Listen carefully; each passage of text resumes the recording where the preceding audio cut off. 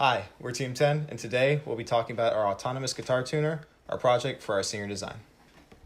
Our team consists of 3 senior computer engineers and 2 senior electrical engineering majors. We've used a lot of the skills that we've developed throughout our undergraduate career, such as hardware interfacing, electronics, things of that nature, in order to build this project. The objective for the project was to create an electric guitar tuner where a user can select which string is being tuned, and then as they strum it, they can attach a motor to one of the tuning pegs on the guitar, which will rotate the string until it's tuned. The motivation that we had for choosing this as our project topic was that a lot of the members of our team have an interest in music, and we wanted to figure out a way to introduce some automation to something that's fairly common in music, because tuning a guitar is something that is fairly common. We thought that'd be a good candidate. Bringing in automation to the process also would allow us to explore those concepts that I mentioned earlier, such as hardware interfacing, motor control, and also some other more advanced topics like frequency detection. The specific goals that we had for this project were to tune the guitar string to within 5 cents of the target frequency. So what's a cent? A cent is just 1% of the difference between 2 notes. So for example, if you're on the E string, it'd be 1% of the difference between an E and an E flat. We integrated wireless communication into our system by having our 2 modules interact wirelessly in order to reduce some of the wiring that's necessary for our system. We also developed a user interface that's simple to use on a laptop for the user to select the string and then visualize a color coding system to view the tuning progress. And in order to make sure that our system was relatively fast, we wanted to ensure that whenever a user started strumming a string, within 10 seconds our system could tune it. Here we have a block diagram overview of the system. We can break it down into 2 subsystems. The first is the motor control subsystem. The motor control subsystem receives a Zigbee wireless signal to an Arduino, and the wireless signal contains the number of degrees that the motor needs to turn. The Arduino then interfaces with the stepper motor using a stepper motor driver in order to actually do the rotation.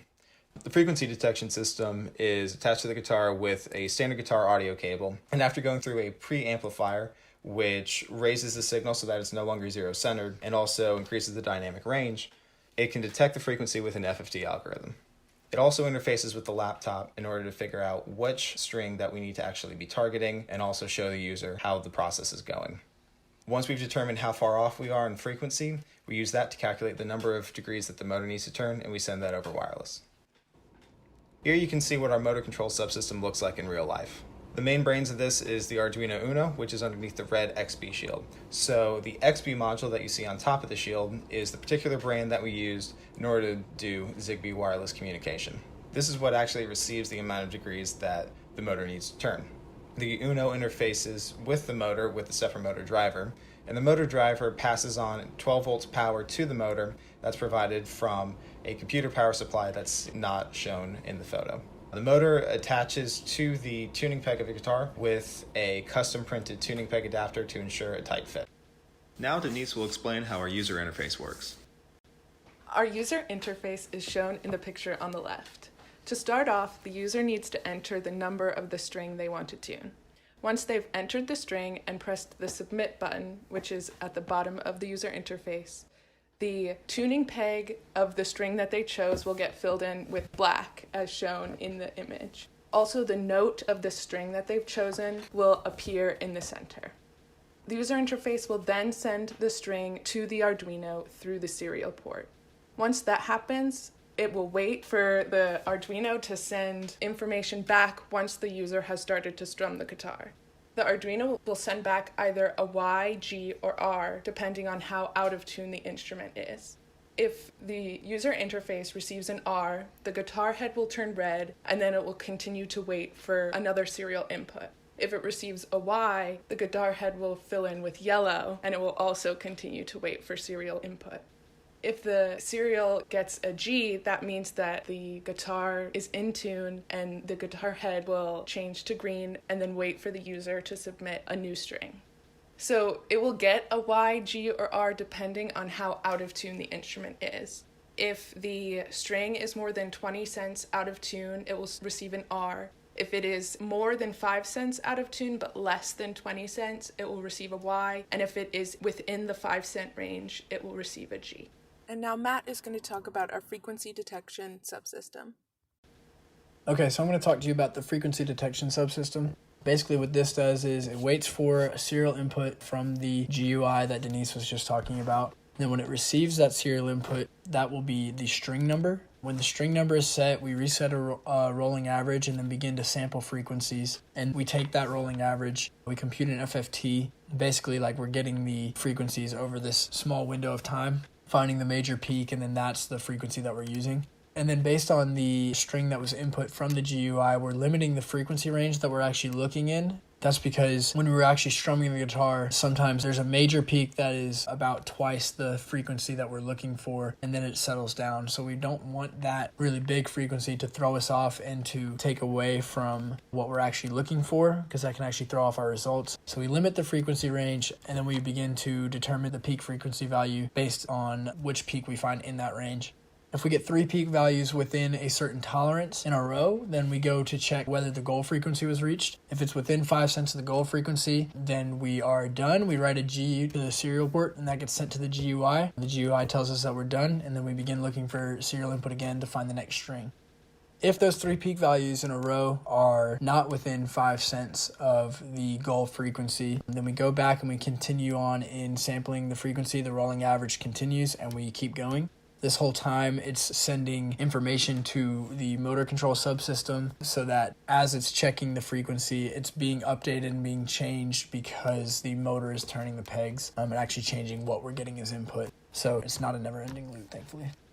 The system reliably tunes to within 5 cents of the target frequency. As you can see in this picture, we bought a little clip-on tuner from the Guitar Center just to be able to check our work, just to make sure that it was actually reading correctly. This clip-on tuner actually reads with a tighter resolution of within about 3.7 cents, as our goal was only 5 cents, and yet for most of our strings, a majority of the time we do get within those 3.7 cents. As you can see in this picture shown by the blue bar pointing straight upwards. If that were to go over, there'd be some yellow bars. If it were to go under, it's just the red bars, but we were pretty consistently tuning within those 3.7 cents.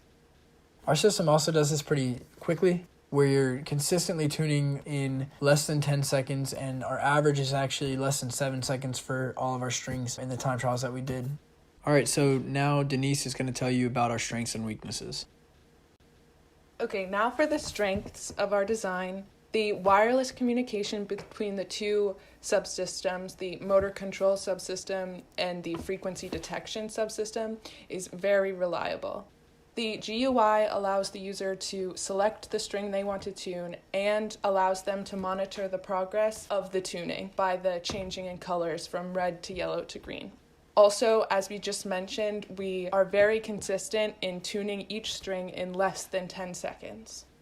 Some of the weaknesses of our design is that tuning the 2 highest strings tends to take a bit longer because the amplitude of the signals from those 2 strings is lower. It also takes 2 users to tune a guitar with our current design because holding the motor onto the tuning peg and strumming the guitar as one person would be very difficult.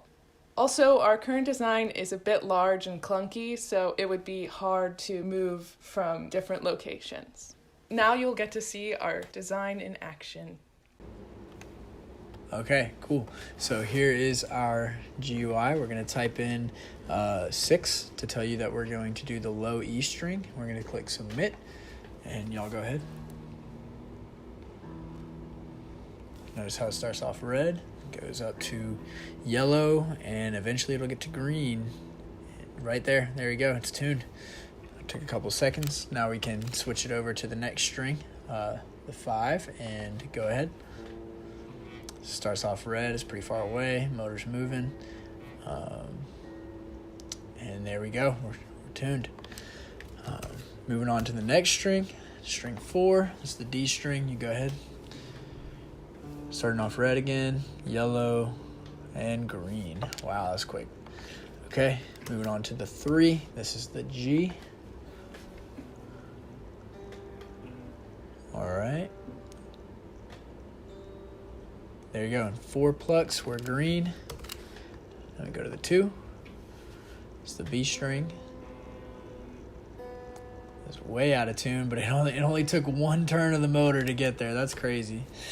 All right, now we're going to the 1 string. It's the high E. You go ahead.